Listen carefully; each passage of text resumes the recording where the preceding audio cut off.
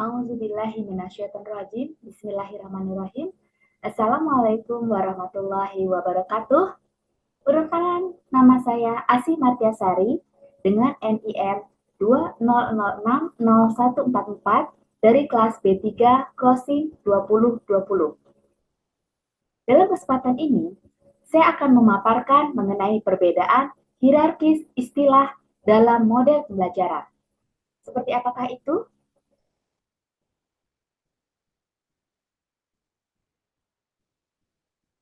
Dalam proses pembelajaran, dikenal beberapa istilah yang memiliki kemiripan makna, yaitu pendekatan pembelajaran, strategi pembelajaran, metode pembelajaran, teknik dan taktik pembelajaran, serta model pembelajaran. Hal ini seringkali membuat orang merasa bingung untuk membedakannya. Pada kesempatan ini, saya akan memaparkan perbedaan dari istilah-istilah tersebut. Yang pertama adalah pendekatan pembelajaran. Pendekatan pembelajaran adalah titik tolak atau sudut pandang kita terhadap proses pembelajaran. Dalam hal ini, pandangannya masih bersifat umum untuk mewadahi, menginspirasi, menguatkan, dan melatari metode pembelajaran dengan cakupan teoritis tertentu. Pada pendekatan pembelajaran, terdapat dua jenis pendekatan, yaitu teacher-centered approach atau pendekatan pembelajaran yang berorientasi atau berpusat pada guru dan student-centered approach atau pendekatan pembelajaran yang berorientasi atau berpusat pada siswa. Perbedaan dari kedua pendekatan ini adalah pada teacher-centered approach, pengetahuan ditransfer dari guru ke siswa. Sedangkan pada student-centered approach, siswa secara aktif mencari pengetahuan dan keterampilan yang akan dipelajari. Pada TCA, siswa menerima pengetahuan secara pasif, sedangkan pada ECA, siswa secara aktif terlibat di dalam mengembangkan pengetahuan. Pada TCA, lebih menekankan pada penguasaan materi, sedangkan pada ECA, tidak hanya penguasaan materi, tapi memahami manfaat materi dalam kehidupan atau lifelong learning. Pada TCA, fungsi guru atau pengajar adalah sebagai informasi utama atau evaluator. Sedangkan pada ECA, fungsi guru adalah sebagai fasilitator dan evaluasi yang dilakukan bersama dengan siswa. Pada TCA, guru biasanya menggunakan metode dan media tunggal, di mana proses pembelajaran secara terpisah dengan penilaian. Sedangkan pada ECA, guru menggunakan metode multisistem dan multimedia, di mana proses pembelajaran dan penilaian akan dilakukan secara berkesinambungan dan terintegrasi. Pada TCA, iklim belajar individual adalah pasif, sedangkan pada ECA, iklim belajar yang kreatif dikembangkan secara kolaboratif, sportif, dan kooperatif. Pada TCA, hanya siswa yang dianggap pandai yang berani melakukan proses belajar. Sedangkan pada ECA, siswa dan guru belajar bersama di dalam mengembangkan pengetahuan, konsep, prinsip yang berbentuk keterampilan. Pada TCA, transfer ilmu pengetahuan merupakan bagian terbesar dalam proses pembelajaran. Sedangkan pada ECA, siswa belajar tidak hanya dari guru saja, tapi dapat menggunakan berbagai sumber metode dalam kegiatan. Pada TCA, penekanan ada pada tuntasnya materi pembelajaran. Sedangkan pada ECA, penekanan pada kompetensi peserta didik yang diimplementasikan pada keterampilan. Pada TCA, aktivitas terdapat pada bagaimana guru dalam melakukan pembelajaran.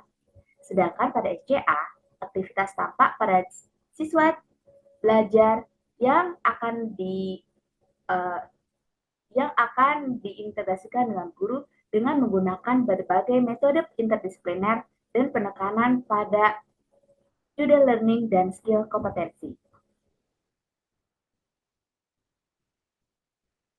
Dari pendekatan pembelajaran yang telah ditetapkan ini, Selanjutnya diturunkan ke dalam strategi pembelajaran. Kemp mengemukakan bahwa strategi pembelajaran adalah suatu kegiatan pembelajaran yang harus dikerjakan oleh guru dan siswa agar tujuan pembelajaran dapat dicapai secara efektif dan efisien. Selanjutnya, menurut pemikiran dari J.R. David menyebutkan bahwa dalam strategi pembelajaran terkandung makna perencanaan. Maksudnya, strategi pada dasarnya masih bersifat konseptual tentang keputusan-keputusan yang akan diambil dalam suatu pelaksanaan pembelajaran.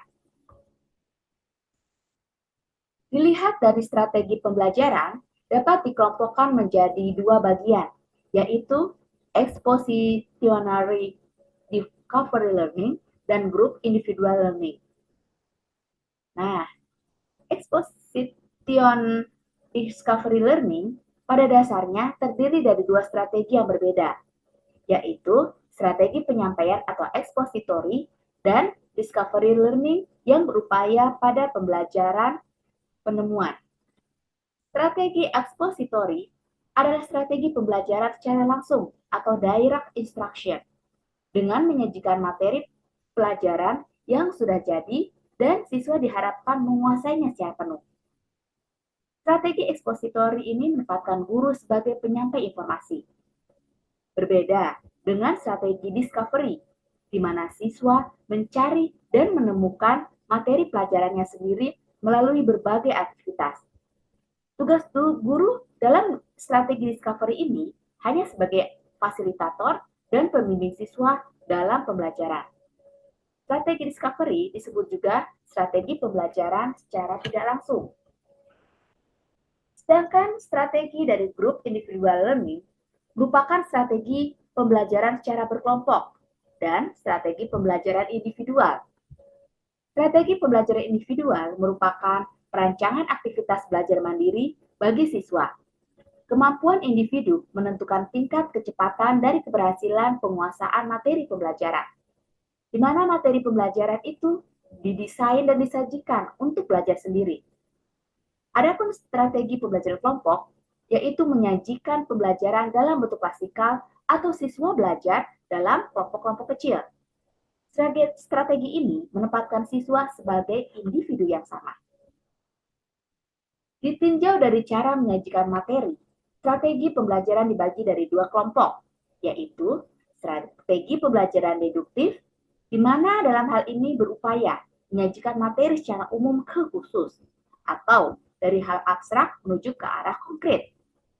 Dan yang kedua adalah strategi pembelajaran induktif, di mana dalam hal ini menyajikan materi yang konkret, selanjutnya diarahkan pada materi yang kompleks atau dimulai dari hal khusus menuju ke hal umum.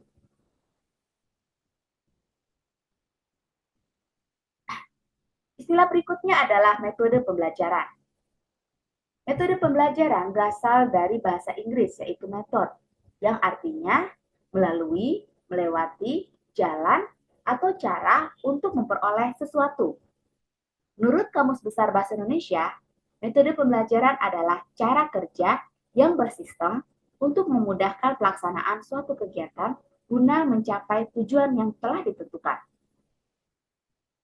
Metode pembelajaran adalah suatu cara yang digunakan untuk mengimplementasikan rencana yang sudah disusun dalam bentuk kegiatan nyata dan praktis untuk mencapai tujuan pembelajaran.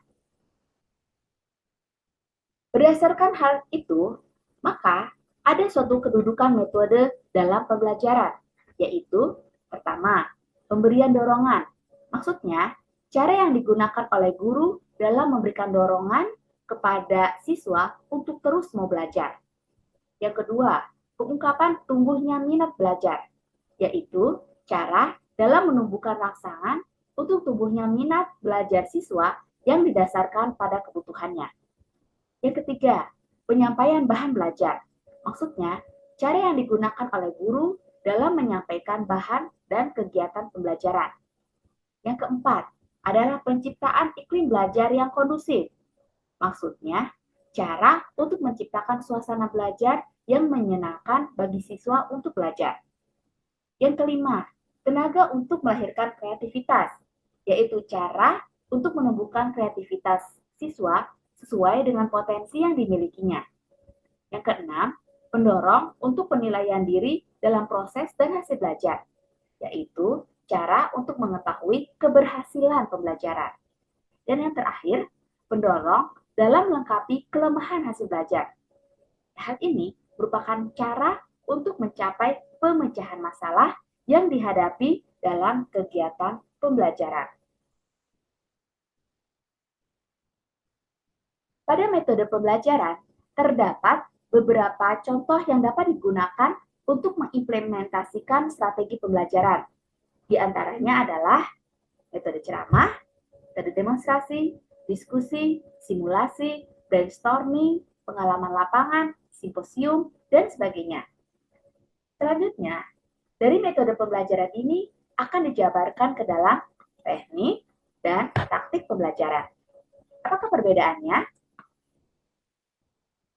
Teknik pembelajaran dapat diartikan sebagai cara yang dilakukan seseorang dalam mengimplementasikan suatu metode secara spesifik.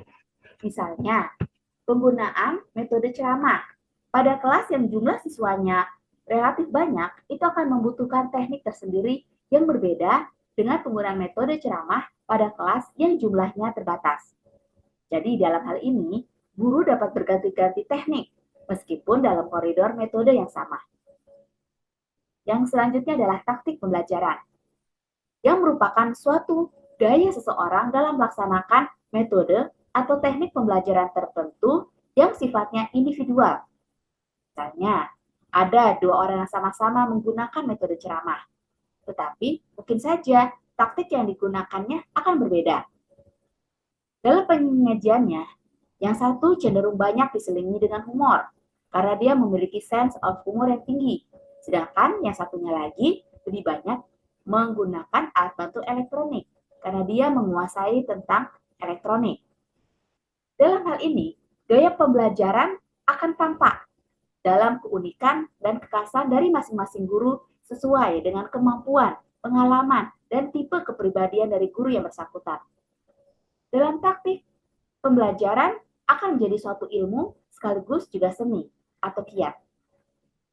Nah, apabila antara pendekatan, strategi, metode, teknik, dan taktik pembelajaran terangkai menjadi satu kesatuan yang utuh, maka terbentuklah apa yang dinamakan dengan model pembelajaran.